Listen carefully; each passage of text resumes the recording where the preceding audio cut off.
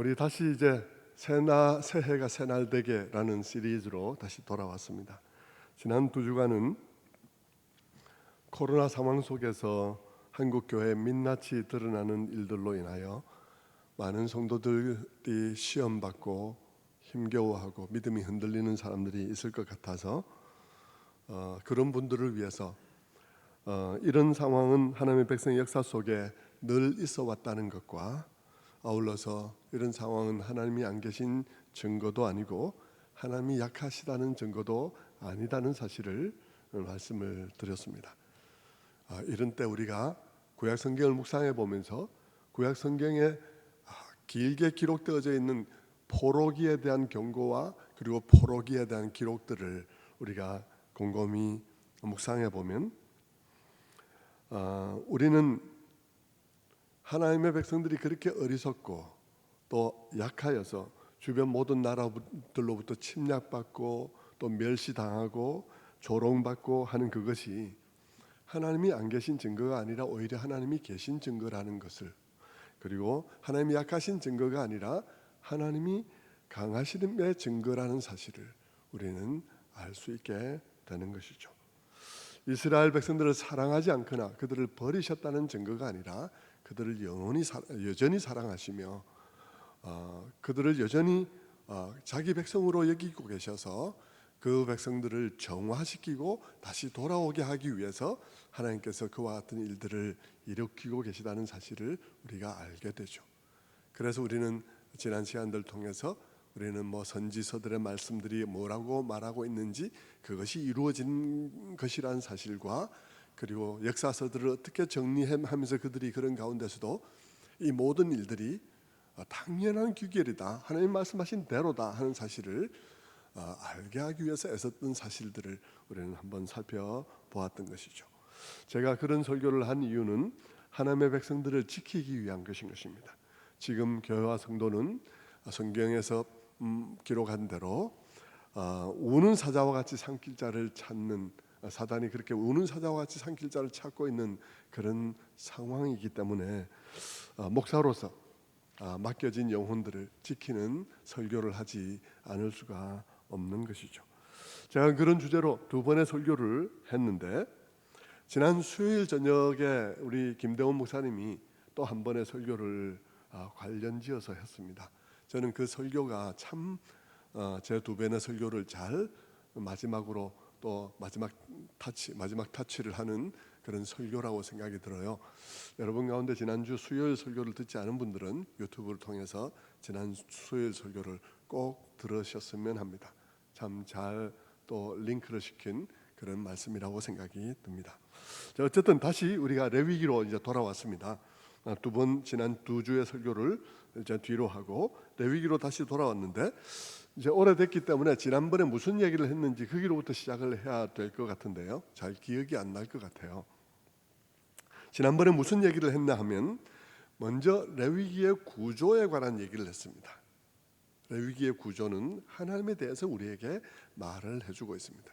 레위기의 구조상 레위기의 전반부에서는 제사에 관한 얘기를 쭉 하고 있는데 그것은 단지 제사를 이렇게 드리라는 말이 아니라 이스라엘 백성들에게 꼭 필요한 것이 무엇인지에 대한 하나님의 조치, 이스라엘 백성들에게 꼭 필요한 것에 대한 하나님의 조치에 관한 설명인 것입니다. 이스라엘 백성들에게 구원을 경험한 그들에게 꼭 필요한 것이 무엇이었냐 그러면 죄 용서와 회복이 필요했다 것입니다. 이스라엘 백성들은 출애굽 구원을 경험한 백성들이기는 하지만 아직 그들은 완전한 자들이 아니어서 여전히 많은 실수와 죄가 그들 가운데 있을 수밖에 없는데 그럴 때 하나님께서 그들에게 죄 용서의 과정과 회복이라는 것이 그들에게 필요한 줄을 아시고 그들에게 제사에 관한 많은 얘기들을 먼저 그들에게 설명을 해 주었어요. 그리고 레위기의 후반부는 무엇을 말하고 있냐면 바로 그 구원과 바로 그 용서와 회복을 매일매일 경험하는 그들로서, 그 구원을 매일매일 경험하는 자들로서 그 땅 위에서 어떤 관계를 펼쳐가야 하는지, 어떤 공동체를 만들어 가야 하는지에 관한 얘기를 레위기 후반부가 하고 있다는 사실을 말씀을 드렸죠. 결국 그 레위기 후반부는 우리를 구원하신 하나님이 우리가 세상 속에서 어떤 공동체를 이루기를 원하시며 세상 속에 계속 어떤 메시지를 던지는 사람들이 되기를 원하는지를 말하고 있는 것이다 라고 말할 수가 있는 것입니다. 그러니까 이 모든 얘기들은 신약 성경의 빛과 소금에 관한 얘기하고 전혀 무관한 얘기가 아니에요. 아주 밀접한 얘기를 갖고 있는 것입니다. 신약과 구약은 별개가 아닙니다. 굉장히 같은 얘기를 다른 방식으로 하고 있는 것이죠. 하나님께서는 그 땅을 가리켜서 젖과 꿀이 흐르는 땅이라고 하셨는데, 그 땅에 젖과 꿀이 흐르는 땅이라고 하신 이유는 그 땅의 토양이 그렇다는 말이 아닙니다.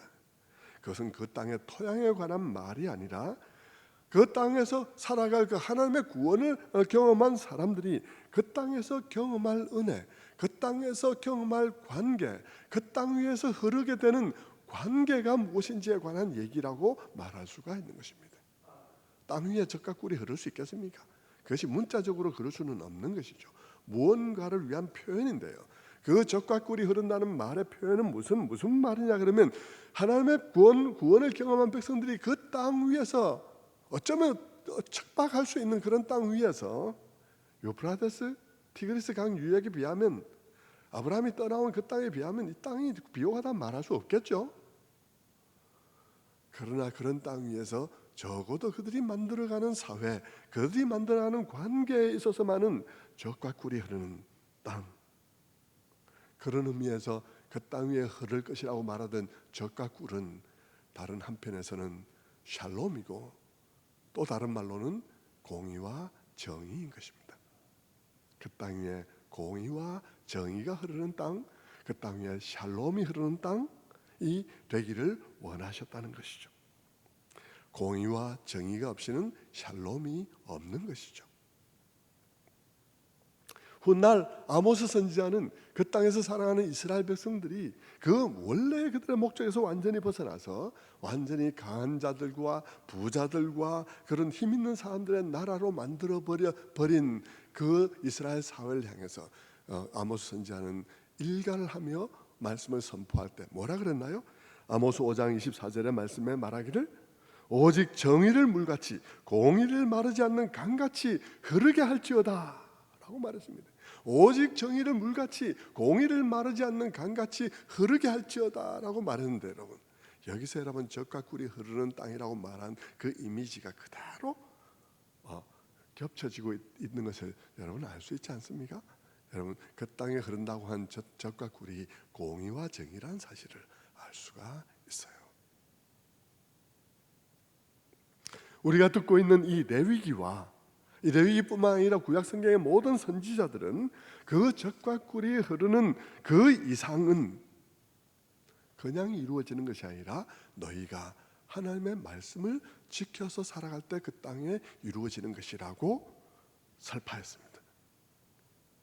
공의와 정의는 그냥 이루어지는 것이 아니라 너희가 그 땅에서 하나님의 말씀을 따라서 살아갈 때, 다시 말하면 너의 모든 결정이 하나님의 말씀을 따라서 결정하는 결정의 삶들을 살아갈 때 그 땅에 젖과 꿀이 흐르는 것을 경험하게 될 것이라고 말한 것입니다. 구원의 은혜를 경험한 자들이 그 땅에서 하나님의 규례와 계명을 준행할 때 그 땅의 법과 제도가 제대로 자리 잡는 일들이 일어나게 되고, 그 위에 하나님께서 복을 주셔서 모든 것이 되는 방향으로 자리 잡히게 하시겠다는 것입니다. 여러분 우리가 최선을 다하고 제도를 정비해도요, 여러분 사회에는 갈등이 있기 마련입니다. 그런데 그 갈등 속에서 하나님께서 복을 주셔서 그 갈등마다 되는 방향으로 결정이 나게 하면 그 사회는 되는 거고요. 아무리 인간이 최선을 다해도 모든 사회는 갈등이 있게 되는데 그 갈등마다 최악의 싸움으로 치닫게 하면 안 되는 거예요. 다시 말하면 우리가 최선을 다하는 최선을 다해야 되고요, 그 위에 하나님의 은혜가 필요하다는 것입니다.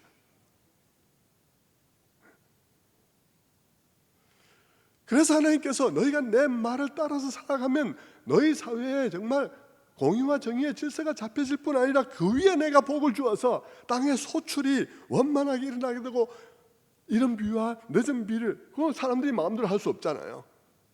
이른 비와 늦은 비를 내려주시고 소출이 풍성하게 되는 방향으로, 또 사회에서 갈등이 일어날 수 있는 일들도 갈등이 잘 해결되는 방향으로 사회의 모든 사람들이 그 하나님의 말씀에 따라 정말 가치 있는 가치관을 붙잡은 사회가 되게 함으로써 그 사회의 모든 공동체의 공동체적 결정들이 지혜롭고 가치 있는 그런 사회가 되게 하겠다라고 말하고 있는 것입니다. 오늘 우리 사회의 이 모든 댓글들과 이 공회와 같은 이 수많은 사람들의 말들, 정치인들의 말들 한번 보십시오. 이런 것 속에서 살아갈 수 있겠는가?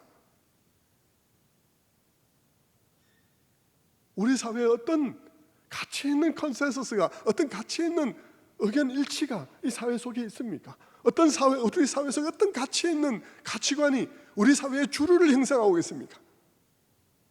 우리 청소년들 속에, 우리 또 지도자들 속에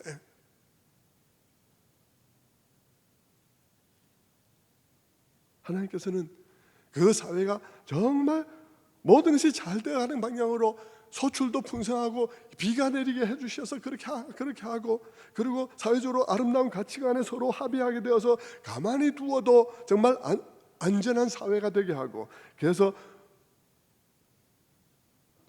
사회 질서뿐만 아니라 국방에 있어서도 든든하게 하여 누워있으나 너희를 두렵게 할 자가 없게 하리라 라고 하나님께서 말씀하신 것이죠. 여러분, 하나님께서 말씀하시는 그 공동체의 그런 모습은 한편으로는 이스라엘 백성들이 그 땅에서 누려야 할, 미리 맛보기를 원하셨던 삶의 모습이고요, 오늘날로 말하면 교회들이 그런 삶들을 구현하기를 애써야 할 삶의 모습이고, 뿐만 아니라 그것은 하나님께서 마지막 날에 이루실 구원의 완성된 모습이기도 한 거죠. 그렇다면 그 말은 무슨 말이냐 그러면, 오늘 그 구원의 은혜를 경험한 우리들이 마음속에 사회를 바라볼 때마다 항상 무엇을 견주어서 보면서 안타까워하고 무엇을 위해서 그 사회 속에서 노력해야 되는지에 대한 근거가 되는 것이라는 말씀이 되는 것입니다. 하나님의 백성은 이 땅 살아가는 날 동안에 무엇을 하면서 살아가야 되냐면, 대단한 무엇을 해야 되는 게 아니에요. 여러분이 살아가는 그 삶, 여러분의 가정과 여러분의 이웃과 여러분의 직장과 여러분의 모든 관계 속에서 그 모든 관계들이 하나님의 질서로 돌아갈 수 있도록 하기 위해서 내가 할 수 있는 일들을 하는 것입니다. 그것을 하는 것이 내가 이 세상에서 빛과 소금의 역할을 하는 것이요, 내가 이 세상에서 올바로 살아가는 것이죠.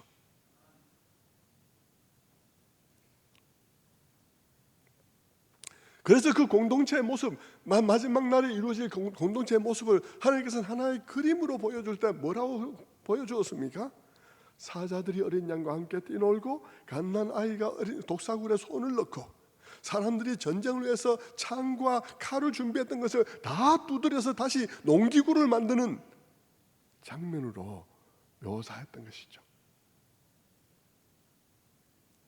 우리 그리스도인들은 하나님께서 장차 그런 세계를 완성해 가기 위해서 지금도 일하고 계시다는 사실을 아는 사람들이에요. 그러니까 여러분, 내가 지금 어떻게 살아야 된다는가요? 내가 그것을 아는 사람으로서, 그런 세계를 준비해가는 사람으로서 살아야 되는 것이 맞다는 것이죠.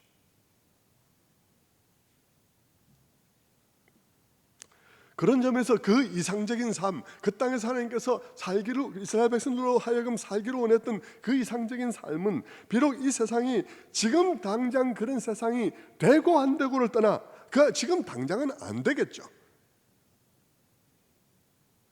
하지만 우리는 궁극적으로 주님께서 지금도 그 일을 완성시키기 위해서 일하고 계심을 아는 사람들이기 때문에, 그 구원의 은혜를 경험한 우리들로서는 내가 살아가는 삶 속에서 그런 삶이 이루어지게 하기 위해서 최선의 노력을 기울이는 사람들이 되어져야 한다는 것입니다. 그런 점에서 여러분, 하나님의 말씀은 이 가나안 땅에서 그들이 준행하여 살아가야 했던 그 하나님의 말씀은 오늘 현대 사회 속에서도 우리가 오늘 이 이데올로기의 전쟁 속에서도 우리가 기준을 삼아야 하는 그런 삶인 것이죠. 표준인 것이죠. 이데올로기, 여러분, 사람들이 가지고 있는 이 세상은 이래야 돼, 이런 세상이 되어야 해 라는 것에 대해서 가지고 있는 사람들의 신념 말입니다. 신념의 체계.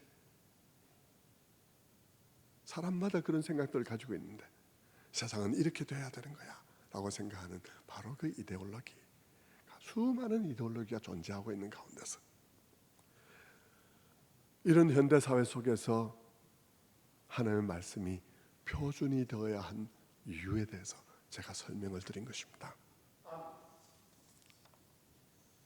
그렇다면 여러분, 이제 중요한 것이 무엇이겠습니까?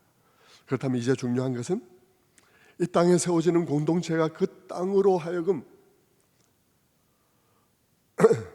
이제 중요한 것은 그 땅에 세워지는 공동체가 그 땅으로 하여금 젖과 꿀이 흐르는 땅이 되게 하기 위하여 지켜야 했던 규례와 계명이 무엇인가 하는 것입니다. 그들은 무엇을 지켜야 했는가?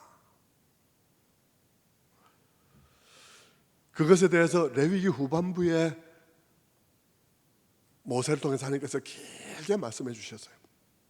길게 말씀해 주셨기 때문에 우리는 한 설교를 통해서 그걸 읽을 수도 없는데요, 다 읽을 수도 없을 만큼 주셨죠. 근데 그것을 요약하면 뭔지를 26장에서 마무리하면서, 26장이 사실상 레위기의 마지막 장이고요, 바로 그 다음 장은 부록에 불과하거든요. 이 레위기의 마지막 장에서, 사실상의 마지막 장에서 한마디로 요약한 것입니다. 한마디로 요약했는데 그 요약이 상당히 의외였다는 것입니다. 그것이 뭡니까? 26장 1절 2절의 말씀, 3절의 말씀 같이죠. 너희는 자기를 위하여 우상을 만들지 말지니 조각한 것이나 주상을 세우지 말며 너희 땅에 조각한 석상을 세우고 그에게 경배하지 말라. 난 너희 하나님 여호와임이니라. 너희는 내 안식일을 지키며 내 성소를 경외하라. 나는 여호와니라. 너희가 내 규례와 계명을 준행하면.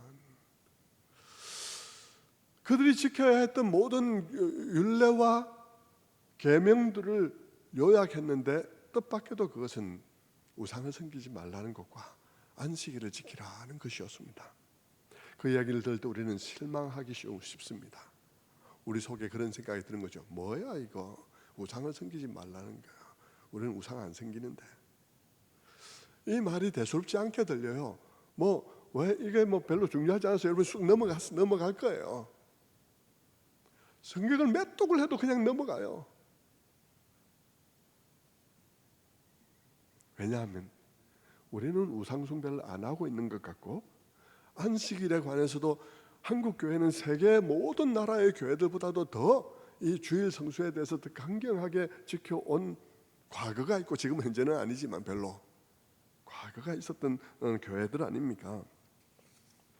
한국 교회는 주일날, 제 어릴 때만 하도 공부를 하지, 주일날에는 공부하지 않아야 된다는 것, 주일날 장사를 하지 않아야 된다는 것, 주일날에는 오락도 하지 않아야 된다는 것, 주일날 돈도 안 써야 된다는 것. 그래서 많은 사람들이 주일날에 필요한 게 있어도 가게에 가서, 요 앞에 가게에 가서 외상으로 달아놓고 주일날 돈도 안 주고 상인들 불안하게 그렇게 했죠. 그럴 만큼 우리는 참 주일 성수를 많이 애를 쓴 교회들 중에 하나입니다. 그러니 우리가 이런 말씀을 읽으면 우리의 마음속에 이런 생각이 드는 거예요. 뭐야 이거 지금. 그런데 한국 교회는 왜 이렇게 됐어? 우리 우상 숭배 안 하잖아. 그리고 주일 성수 잘했잖아. 근데 한국 교회가 왜 이렇게 됐어? 사실은요, 그래서 한국 교회가 이렇게 됐는데, 안식일을 그렇게만 이해했기 때문에 한국 교회가 이렇게 됐는데, 우상 숭배를 그렇게만 이해했기 때문에 한국 교회가 이렇게 됐는데, 우리 생각에는 뭐야 이거, 우상 숭배 안 했고 한국 교회 안식일 잘 지켰는데 주일 성수 잘 했는데 왜 이렇게 된 거야? 이런 생각이 드는 것입니다. 성도 여러분, 이스라엘 백성들도 그랬어요. 이스라엘 백성도 우리가 율법을 잘 지켰는데, 지키라는 거 다 지켰는데, 안식일 잘 지켰는데 왜 우리가 이방 땅에 와서 이렇게 포로로 잡혀 있는 거야? 그들도 그랬다고요. 그들도 그랬어요.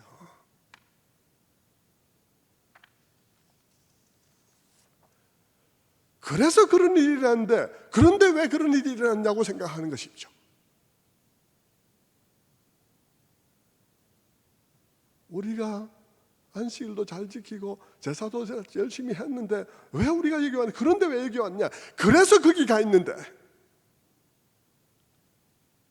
네가 그것밖에 몰라서 거기 가 있는데, 네가 진짜 안식일은 지키고 제사를 열심히 지켜 했지만 내가 원하는 것이 무엇인지를 모른 채 그것만 열심히 했기 때문에 네가 거기 가 있는데,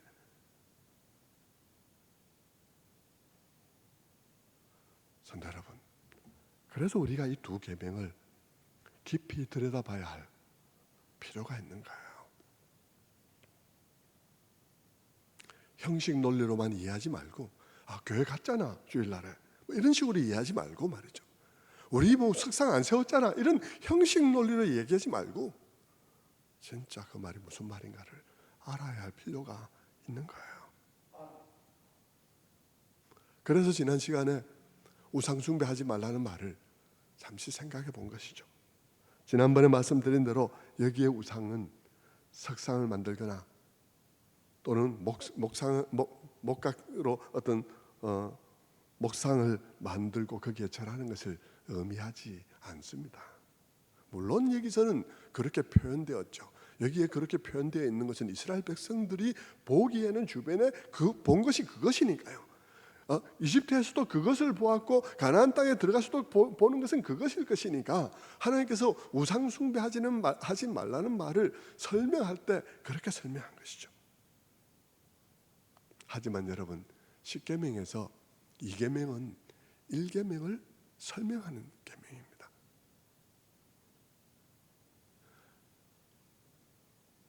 우상 숭배의 본질은 2계명이 아니라 1계명이라고요. 그래서 2계명은 너를 위하여 새긴 우상을 만들지 말고 또 위로 하늘에 있는 것이나 아래 땅에 있는 것이나 출애굽기 20장 4절에 있죠. 땅 아래 물속에 있는 어떤 것의 형상도 만들지 말며 그것들에게 절하지 말고 그것들을 섬기지 말라 이렇게 되어 있지만, 그거는 우상 숭배하는 방식들에 대한 예를 들어서 설명을 하는 것이고요. 우상 숭배의 본질은 1계명이 뭡니까? 20장 3절에 너는 나 외에는 다른 신들을 내게 두지 말라 하는 것입니다. 너에게 나 외에 신이 있냐 하는 것입니다. 너에게 나 외에 신이 있냐 하는 것입니다. 그 신은 어떤 신일까요? 그 신은, 하나님 말한 그 신들은 어떤 신들일까요? 이방 사람들이 섬기는 신들입니다. 그 신들은 어떤 신인가요? 그들은 다 그들을 풍요롭게 할 풍요의 신과 지켜줘야 할 지키는 신들과 그런 신들을 가지고 있는 것입니다. 그들의 인생의 안전과 풍요와 만족과 승리를 책임지는 신들을 가지고 있었습니다.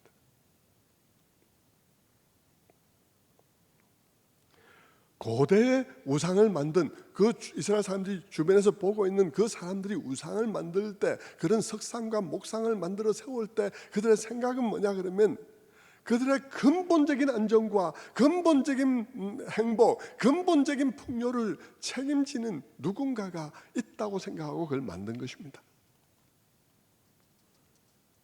그런데 하나님께서 너에게 나 외에 다른 신이 있게 하지 말라는 말은, 너 나를 섬긴다고 하면서 너 실제적으로 너의 번영과 실제적으로 너의 안녕과 실제적으로 너의 만족과 실제적으로 너의 가치와 그 모든 것들을 책임지는 그 누군가가 너에게 있어서는 안 된다고 말하는 것입니다. 근본적인 의미에서요. 우상의 핵심은 바로 그런 것입니다. 우상의 핵심은 나의 안정과 행복과 풍요와 만족과 나의 존재의 의미와 그 모든 것들에 대해서 내가 여기에 그게 달려있다고 생각하는 바로 그것. 그것이 없으면 내가 너무 초조해져서 하나님조차 잊어버리는 그것. 그것이 너에게 없냐 하는 것입니다.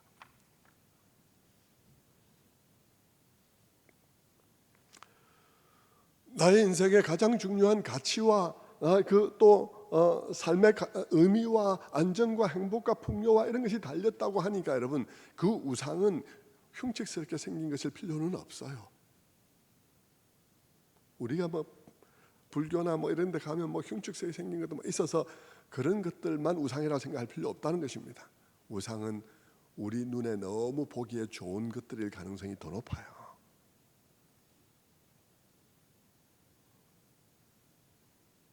그것은 자식일 수도 있어요. 그것은 돈일 수도 있습니다. 그 자체로 다 필요한 것들이고 그 자체로 다 좋은 것들이죠. 그런데 그것이 그 위치를 넘어서서 모든 것이 되어져 버릴 때, 나의 모든 것이 되어져 버릴 때, 그것이 없으면 나의 삶의 의미가 사라져 버릴 때, 더 이상 나는 살아갈 수 없어라고 말하게 될 때, 그것은 나의 우상이 되는 것입니다. 여러분의 인생에 그런 것은 무엇입니까? 평소 여러분에게 전부가 되어진 것이 무엇입니까? 여러분의 직장입니까? 평소 여러분들에게 여러분의 전부가 되어져서 그것이 없는 날을, 그것이 없는 때를 생각만 해도 불안해지고 두려워지고 가슴이 두근거리고 감정이 마비되어져서 그것에 관련된 문제만 불거지면 하나님의 말씀이 뭐고 하나도 생각나지 않는 그것이 무엇입니까?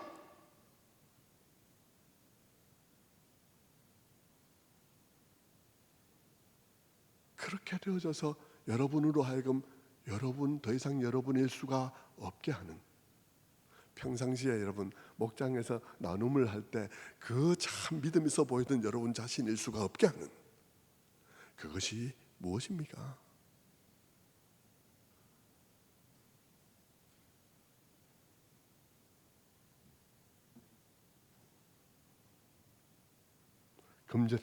금전입니까? 아파트 값 오르는 것입니까? 사람들의 인정입니까? 친구 사이에 끼지 못할까 하는 두려움입니까? 자식입니까? 자식이 좋은 대학에 갈 것, 이렇게 하면 갈 수 있다는 정보 이런 것입니까?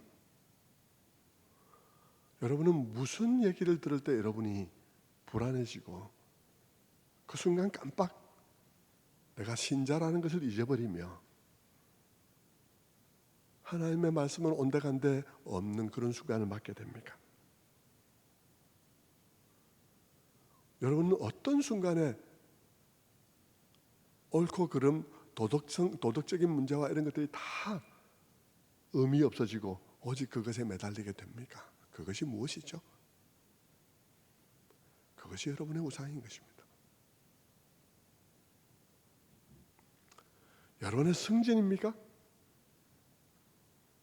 윗사람이 바뀌면 윗사람이 스타일이 어떤가에 파악해서 거기에 맞추느라 이것이 옳은 것인지 틀린 것인지 생각이 없고 오직 그것을 맞추는데 정신이 다 나갑니까? 그래서 남이 와서 야, 그렇게까지 하는 건 아니야, 이건 나중에 문제돼, 이렇게 말해도 잠시 멈칫하지만 결국은 그렇게 하고야만은 그런 일들이 여러분에게 벌어지고 있습니까? 그래서 승진과 출세가 여러분에게 우상이 되었습니까? 여러분이 여러분일 수가 없게 됩니까? 자녀들 앞에서 그렇게 근엄하게 말하던 여러분 자신일 수가 없게 하는 그것, 목장에서 그렇게 신앙 있는 것처럼 나누었던, 그때는 정말 그것이 진실인 것 같았는데 한순간 그 모든 것을 증발하게 하고 그렇게 되는 그것은 무엇입니까?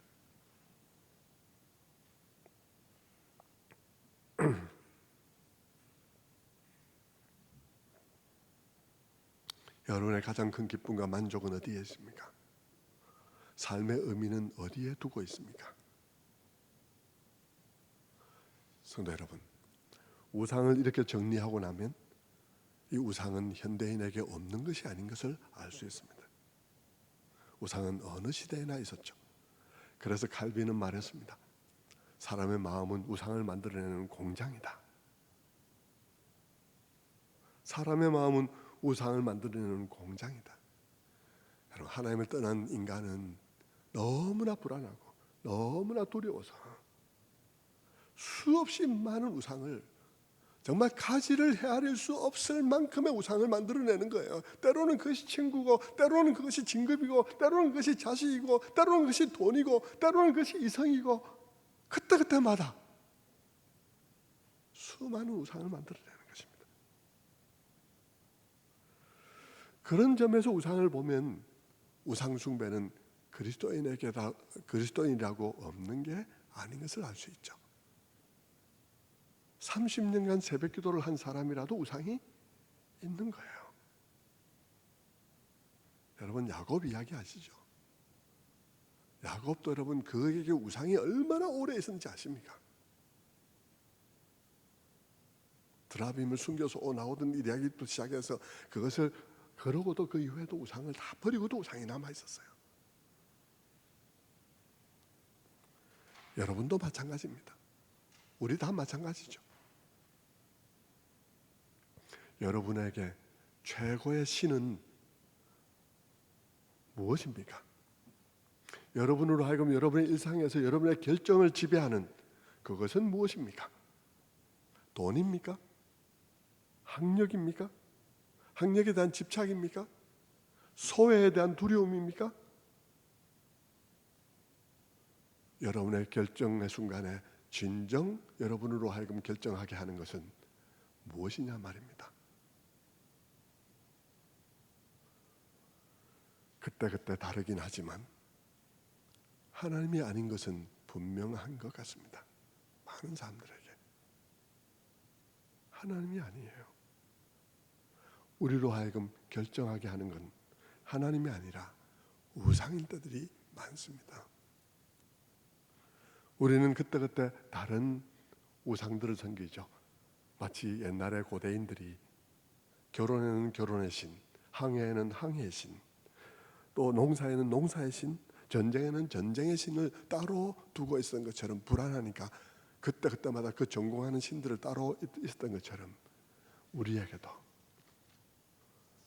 자식 공부시킬 때는 학원의 신, 그래서 학원 원장님의 말이 하나님의 말이에요. 결혼에는 학벌과 가문의 신, 생활에는 돈이라는 신, 정치에 들어가면 이데올로기라는 신. 그때 고대인들이 포도의 신, 무슨 신 생겼듯이 수많은 신들을 가지고 오늘 현대인들도 살아가고 있는 것입니다.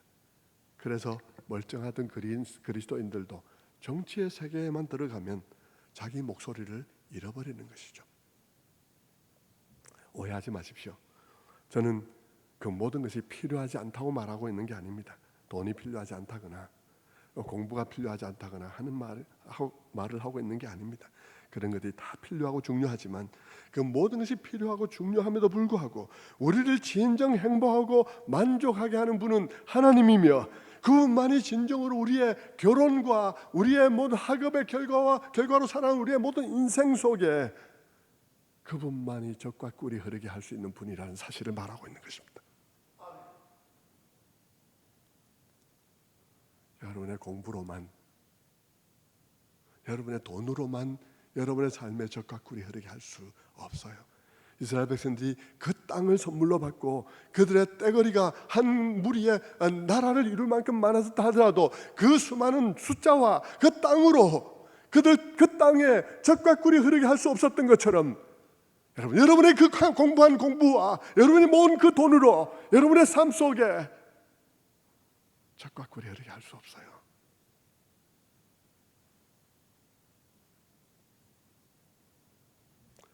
우리의 삶 속에 젖과 꿀이 흐르게 할 분은 하나님뿐입니다. 그래서 우리의 삶 속에 우리의 모든 결정이 그분의 말씀과 규례에 따라 이루어져야 한다는 것입니다. 그분의 말씀이 내 삶을 지배하게 하는 일이 중요한 거예요. 내가 이 땅 살아가는 날 동안에 내가 해야 할 일은 무슨 일을 이루어야 되는 것이 아니라 나의 삶 속에서 일어가는 내게 맡겨진 책임 속에서, 내게 맡겨진 권능 속에서 내가 내리는 모든 결정들이 그렇게 결정할 수 있도록 주의 말씀을 따르는 것입니다. 그것이 내가 해야 할 일이에요.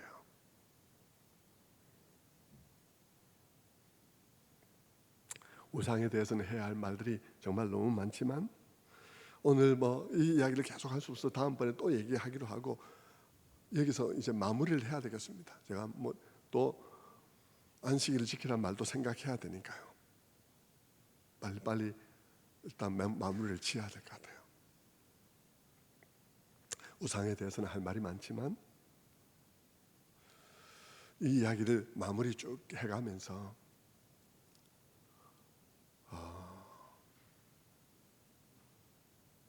여러분이 제가 이 말을 왜 하고 있는지 그 줄거리를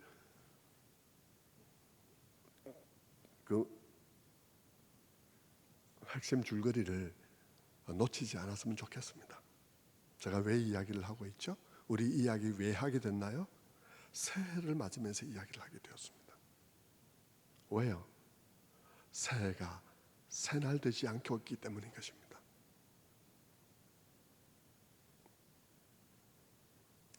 새해가 새날 되는 것, 저절로 되는 게 아니라는 것이죠. 매년 새해를 맞았지만 새해는 새날이 되지 않았습니다. 왜 새날이 되지 않나요? 새날이 되지 않는 이유는 우리가 새날을 운수 좋게 새날이 오게 되기를 바라고 있기 때문인 것입니다. 그래서 불신자들은 동해에 가서 떠오르는 태양을 보고 올해는 운수 대통하게 해주세요, 새날이 오게 해주세요 하고 기도하고, 그리스도인들은 교회 모여서 송구영신 예배라는 그 짧은 시간에 짧은 간단한 회개 기도 드리고는 새날을 주시옵소서 하고 부르짖어 기도하면 새날이 올 줄로 생각하는 것입니다. 또 어떤 교회에서는 송구영신 예배에 말씀 뽑기를 해갖고 말씀 잘 뽑으면 새날이 올 줄로 아는 이 터무니없는 미신 부닥거리를 하는 것이죠.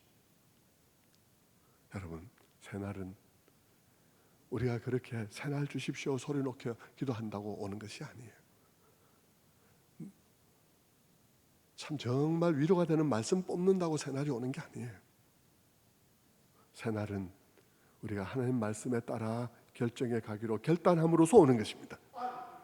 하나님 말씀에 따라 결정하기로 결단해 감으로써 새날이 오기 시작하는 것이죠. 어떤 결단요? 말씀에 따라 결정하기로 하는 결단 말입니다. 그렇지 않으면 매년 새해는 새날이 되기보다 더 악화된 날들이 되고 말 것입니다. 하지만 우리가 그 길에서 돌이켜서 우리가 말씀 따라 살아가기로, 우리라도 말씀 따라 살아가기로, 우리라도 정치 행위를 함에 있어서 이 이데올로기로 엉망진창되는 이런 가운데서 우리도 무슨 빠되고 무슨 골통되고 그렇게 하지 않고 우리라도 제자리에 서서 하나님 말씀 따라 판단하고 하는 사람들이 되려고 결단함으로써 이 세상에는 조금씩 젖과 꿀이 흐르기 시작할 것입니다. 공의와 정의가 흐르기 시작할 거예요. 조금이나마 샬롬의 방향으로 변화가 일어나게 될 것입니다. 그런 변화를 위해서 우리가 지켜야 할 것이 뭐냐 하면 우상을 버려야 한다는 것입니다. 그래서 우상 이야기를 하게 된 것이죠. 그래서 이야기를 하게 된 것입니다.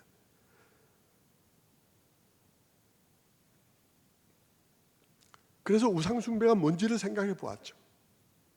그렇다면 왜 하나님의 말씀은, 하나님께서 말씀하신 그 많은 레위기 후반부의 말씀은 우상 숭배하지 말라는 이 한마디와 그 안식일을 지키라는 그 한마디, 이 두 마디로 요약되는 것일까요? 왜 그럴까요? 그 이유는 세 가지로 제가 말씀드리겠습니다. 그 이유는 첫째, 모든 죄와 불순종의 배후에는 우상 숭배가 있기 때문인 것입니다. 모든 불순종과 죄의 배후에는 우상 숭배가 있기 때문이에요. 모든 죄는 우상 숭배예요. 우상 숭배에서 비롯된 거예요. 십계명에서도 제1계명이 우상 숭배하지 말라, 다른 신을 내게 두지 말라는 말씀이 1계명인데, 그것이 1계명인 이유는 그것을 어기면 다른 모든 계명을 어기게 되기 때문인 것입니다. 살인하게 돼요. 왜냐하면요, 살인하지 않더라도 죽일 정도로 미워하게 되죠. 왜냐하면 왜 사람들이 살인하게 되나요? 왜 그렇게 미워하고 화를 내나요? 경노하나요? 그 사람이 나의 우상을 건드렸기 때문이에요. 내게는 이게 중요하고, 이게 무엇보다 중요하고, 이것 없으면 못 살고, 이것이 나의 삶의 의미고, 이것이 나의 모든 것인데 상대방이 그것을 위험하게 한 거예요. 상대방이 그걸 건드린 거예요. 그러니까 경노를 하게 되는 것이죠. 불안해진 거예요. 그래서 그 사람을 제거한 거예요. 살인 뒤에는 우상 숭배가 있어요. 왜 이웃의 것을 탐내겠습니까? 왜 이웃의 아내를 탐내겠습니까? 그것이야말로 나에게 최고의 기쁨, 최고의 만족, 최고의 쾌락을 줄 것 같기 때문인 것이죠.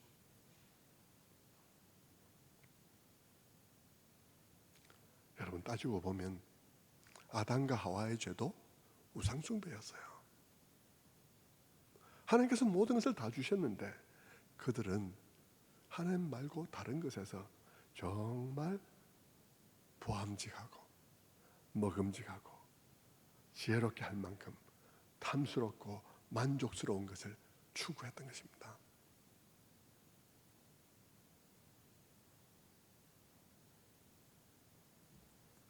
일계명은 바로 그것을 보여주는 것입니다. 사람들이 하나님 말씀에 왜 불순종하는가? 우상 때문인 것입니다. 하나님 말고 무언가가 좀 더 실제적인 도움이 될 것 같고, 진짜 나를 지켜줄 것 같고, 돈이 실제로 나에게 안전을 지켜줄 것 같으니까, 돈이 실제로 적과 꿀이 흐르게 할 것 같으니까,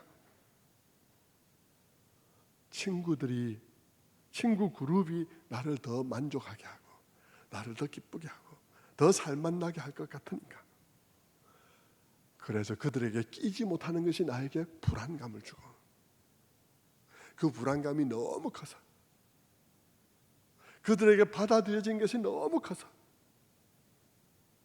그들에게만 받아들여지면 나는 좀 굉장히 마음이 편할 것 같고, 안전할 것 같고, 불안하지 않을 것 같고, 그래서 하나님 말씀을 생각하지 않는 거예요. 말해도 소용없는 거예요.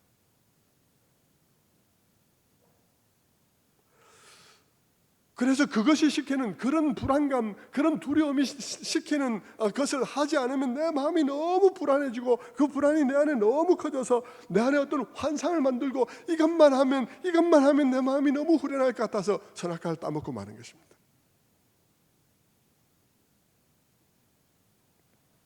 그러면 숨이 쉬어질 것 같으니까, 내 친구들이 너무 중요한데 이번에만은 그들의 말대로, 이번에만 그들의 말대로 하면 좋을 것 같고, 안 하려고 마음먹으니까 그들에게 배제될 것 같고, 너무 속이 답답하고, 그래서 하나님 말씀이 들리지 않은 것이죠. 그래서 하나님께서 그들에게 하신 말씀은, 그 말씀을 요약하면 네게 다른 신을 있게 하지 마라 하는 것입니다. 네가 정말 너의 안전과 행복과 만족과 평안과 너의 존재의 의미를 어디에 두고 있는지를 점검해봐라 라고 말하고 있는 것입니다. 그 우상 숭배는 하나님의 진노를 일으키는 것입니다. 왜냐하면 하나님은 우리를 구원하실 때 그렇게 하려고 구원한 게 아니니까요. 하나님께서 이스라엘 백성들을 가나안 땅에까지 집어넣을 때 그 아브라함을 불러갖고 지금까지 오랫동안 그렇게 해서 마침내 그들을 큰 민족을 이루어서 가나안 땅에 집어넣을 때 그 하나님의 열정과 그 모든 것들은 그렇게 하려고 한 게 아니니까.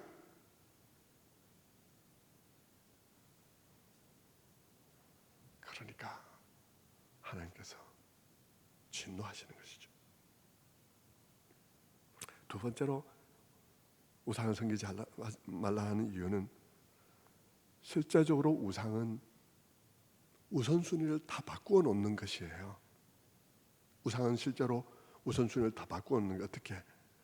덜 중요한 걸 위해서 더 중요한 것이 희생되게 하는 거예요. 우리에게 하나님이 가장 중요한데, 예를 들면 하나님이 가장 중요한데 우리에게 돈이 더 중요한 것처럼 여겨지고 친구가 더 중요한 게 여겨지게 해서 그것을 위해서 더 중요한 것들이 다 희생되게 함으로써 내 주변의 모든 사람들이 다 뒤틀리게 만드는 거예요. 그러니까 거기에는 샬롬이 없죠.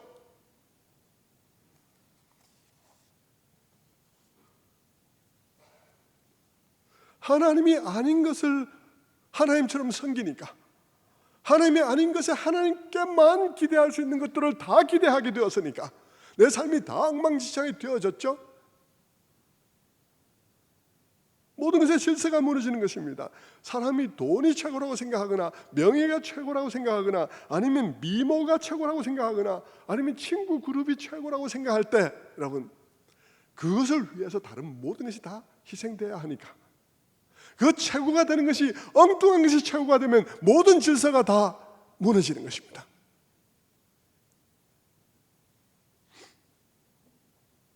그런 것들이 필요가 없다는 것이 아니라, 없으면 불편하지만 그것 때문에 못 살 일은 아닌데 못 사는 것이 되어져 버려서 모든 중요한 것들이 다 희생될 수밖에 없다는 것이죠. 그러니 어떻게 되겠습니까? 그런 우상 숭배를 하는 사람들이 모여서 드글드글 살면 어떻게 되겠습니까? 모든 우선순위가 다 뒤바뀌어서 뒤죽박죽된 사람들이 모여서 사는 사회가 어떻게 되겠습니까? 사람의 생명보다 돈이 더 중요한 사람들이 모여서 사는 사회가 어떻게 되겠습니까?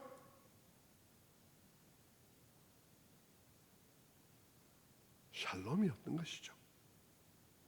제대로 된 질서가 세워지지 않는 것입니다. 그래서 마치 사춘기에 들어가 있는 아이들이 학교 친구들과의 관계에서 소외되지 않기 위해서 막 애들이 불안해하고 초조해하고 거기서 소외될까 봐 안절부절하고 그러다 보니까 엉뚱하게 그렇게 착한 아이가 학교 폭력에 가담하게 되고, 정말 우리 아이의 입에 어울리지도 않는 욕을 막 달고 다니고, 심지어는 학교 친구들과의 하찮은 약속을 지키기 위해서 더 중요한 가족들을 희생시키고 부모들에게 불순종하고 그 마음에 상처를 내며 관계에 그냥 금을 그으면서 더 심하면 가출까지 하는 일들이 벌어지는 것이죠. 뭡니까? 우상이 되면 다른 모든 것이 다 망가진다는 것을 보여주는 것입니다. 우상 숭배는 그와 같은 것이기 때문이죠. 정말 잃어버리기를 두려워하는 그것이 너무 중요하게 여기지다 보니까 더 중요한 것들이 희생되는 것입니다. 정치인들에게, 여러분, 그 땅의 정치인들이, 또 이 땅의 정치인들이요, 우상을 섬긴다면 어떻게 되겠습니까? 내 인생의 가장 중요한 것은 재선이야. 국회의원 재선되는 거야. 나 삼선 국회의원 되는 거야. 그것이 뭐 중요하죠. 중요하지 않다고 말하지 않겠습니다. 중요하죠. 근데 가장 중요한 것이 되었다면, 그것이 가장 중요한 것이 되었다면, 그래서 그걸 위해서 공천을 받아야 한다는 것이 너무나 중요하다면 할 말을 못하게 되는 거죠. 정치인들이 할 말을 못하게 되는 거죠. 할 말을 못할 뿐 아니라 못할 말을 하게 되는 것이죠. 못할 말뿐 아니라 못할 짓을 하게 되는 것이죠. 그래서 언론인일 때는 아주 훌륭한 언론인이었고 법조인일 때는 아주 훌륭한 법조인이었는데 정치 세계에만 들어가면, 그래서 사람이 좋게 본 그 사람들이 전혀 엉뚱한 말들을 하는 거예요. 그냥 이데올로기가 우상이 되니 어떻게 됩니까? 어떤 일이 벌어집니까? 그것으로 진영을 꾸리다 보니까 어떻게 되나요? 막무가내가 되는 거예요. 그런 정치가 있는 땅이 샬롬이 있겠습니까? 무엇이 옳고 그름을 따지기보다 저 사람이 우리 편인가 우리 편이 아닌가, 뭐 저 말이 옳고 그런가를 따지기보다 그 말을 우리 편이 했나 저 편이 했나, 이게 더 중요하다면 우리가 어떻게 진실에 이룰 수 있으며, 우리가 어떻게 정의에 이룰 수 있으며, 우리가 어떻게 공의에 이룰 수가 있겠습니까?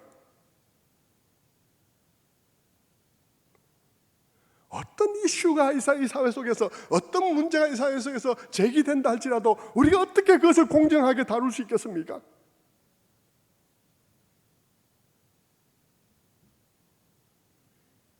이데올로기는 우리가 처음에 말씀드린 것처럼 살펴본 대로 이데올로기는 내가 살아온 삶의 배경 때문에 가지게 된 편협한 어떤 한편의 생각인데, 그래서 나의 이데올로기도 어떤 진실을 부분적으로 담고 있고 저들의 이데올로기도 진실을 부분적으로 담고 있을 수밖에 없는데, 내 이데올로기를 우상 삼아서 그것만이 진실이라고 여기는 그런 사람들이 되어지고, 거기에 나의 정치적인 생명과 그의 모든 것을 다 걸어서 그것이 나의 우상이 되면 우리는 어떻게 진실에 이룰 수가 있습니까? 무슨 논의를 하면 우리가 진실에 이룰 수가 있겠습니까? 어떤 이슈도, 어떤 사회적인 문제에 대해서도 우리는 진실에 이룰 수 없습니다.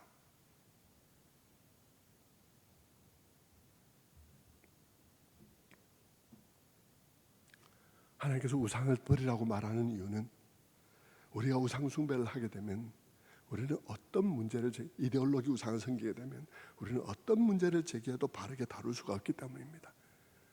그래서 옳은 일도 틀리다 하고 틀린 것도 맞다 하고 이렇게 되니까 그 우상 숭배 속에서 어떤 일이 일어나죠? 공의와 정의가 희생되어지고 진리가 희생되어지는 것입니다. 우리는 어떤 진리에조차 이룰 수가 없죠. 그러니 샬롬은 당연히 없습니다.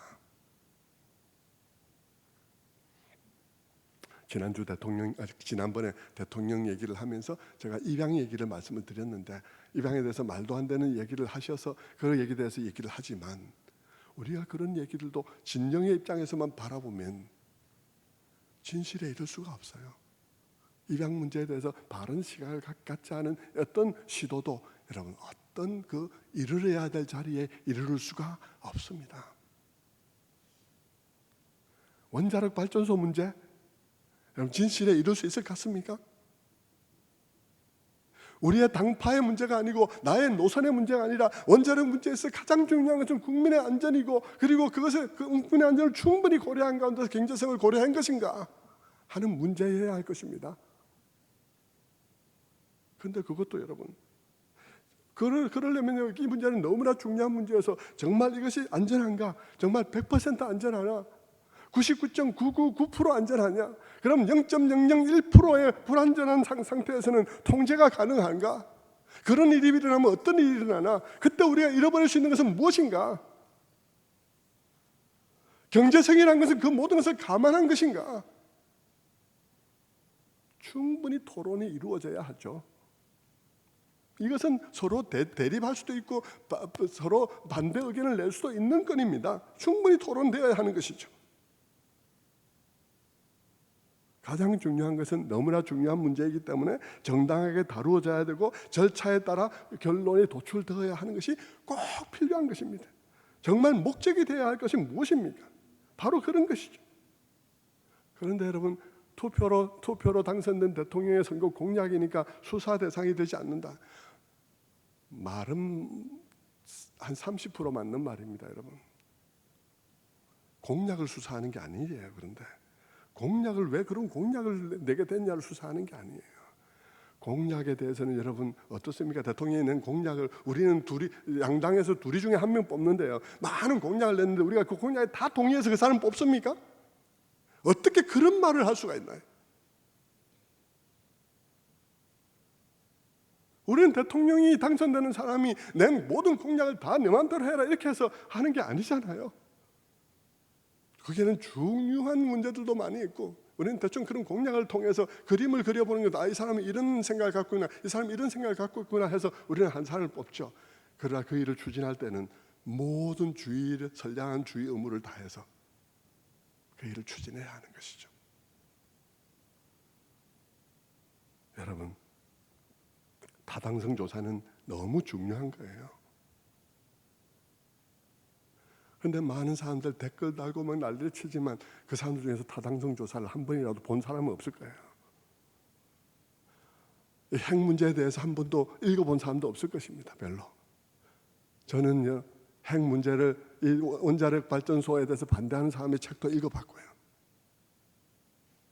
저는 그 타당성 조사가 얼마나 중요한지도 잘 알고 있습니다. 제가 직장 생활 다닐 때 우리나라 정말 경제 초기에 타당성 조사라는 것이 사람들이 잘 무엇이 그런 말조차도 모를 때 저는 외국에서 한 타당성 조사를 처음부터 끝까지 읽어본 사람입니다.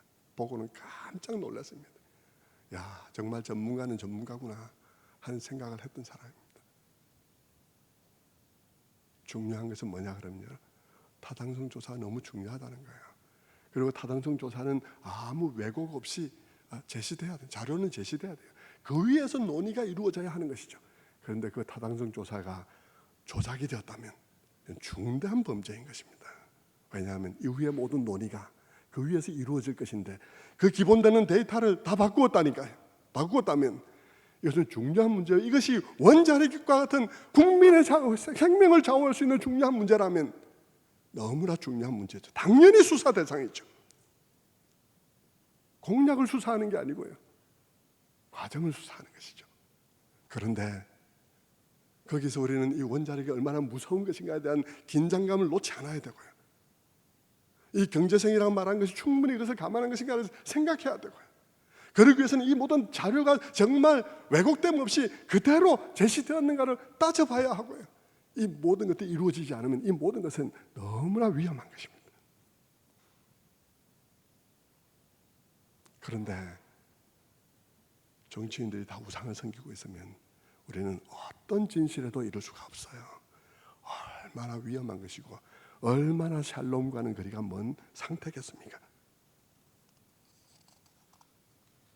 그래서 하나님께서는 우리 그리스도인들이라도 이 우상숭배적인 정치, 이 우상숭배적인 이데올로기 정치가 난무하는 세상 속에서 그리스도인들이라도 하나님의 말씀의 기준을 둔 사람들이 되라고 요구하는 것입니다. 그리스도인들만이라도 우상숭배에 빠지지 말고 하나님의 말씀의 기준을 둔 사람들이 되라고 말하는 것이죠. 그렇지 않으면 원자력, 검찰개혁, 입양, 아무것도 정당한 자리에 이를 수 없을 것입니다.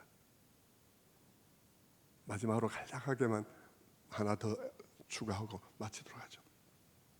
우상을 버리려 한 세 번째 이유는 결국 우리가 우상을 섬기면 그 땅에서 또 이 땅에서 우리의 삶에 있어서 그 우상이 우리를 산채로 잡아먹기 때문입니다. 그 우상은 우리를 산채로 잡아먹어요.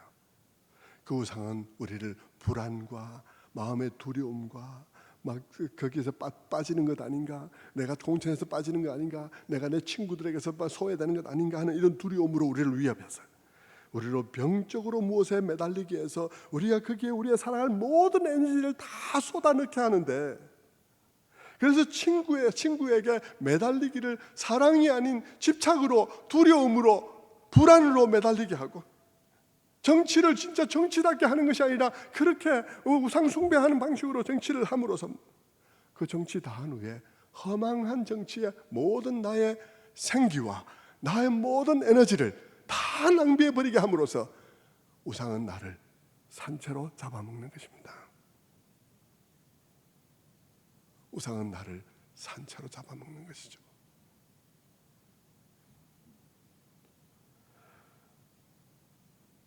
사랑이 아니라 두려움으로, 사랑이 아니라 집착으로.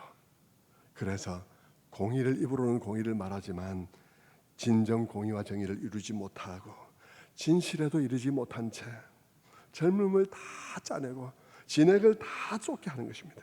그래서 어느 날 젊음을 다 보내고 삶을 돌아보면 헛짓을 한 것입니다. 내 양심에 반하게 행동을 한 것이죠. 우상은 마치 흡혈귀와 같이 우리의 목을 물고는 나의 모든 피와 진액을 다 빨아먹고 껍데기만 툭 던져놓은 것이 우리의 노년이 되고 마는 것입니다.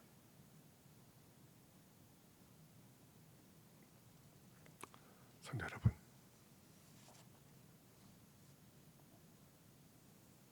하나님께서 우리에게 우상 숭배하지 마라. 그 땅에 들어가서 너희가 지켜야 할 것 한 가지로 요약한다면 우상 숭배하지 마라. 나 외에 다른 신이 너에게 있게 하지 마라. 그렇게 말한 이유를 아시겠습니까?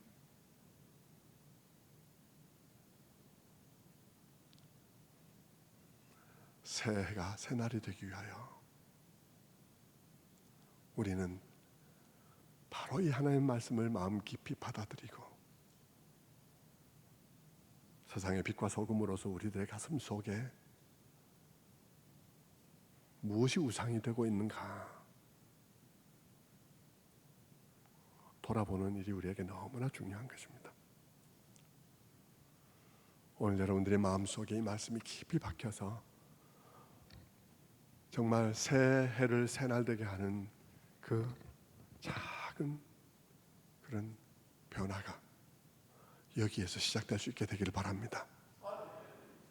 여기서 시작되진 그 물결이 점점 더 깊어져서 발목에 오고 그것이 허리에 오고 그것이 사람이 헤엄쳐서 건널 만한 강이 되고 그리고 그것이 흘러가는 곳에 땅이 살아나고 사해 바다가 살아나는 일이 여기서 일어날 수 있습니다. 그것은 성전 문지방에서 시작된 물입니다. 저는 여러분 모두가 말씀 속에서 희망을 붙드는 사람들이 되기를 바랍니다. 기도하겠습니다.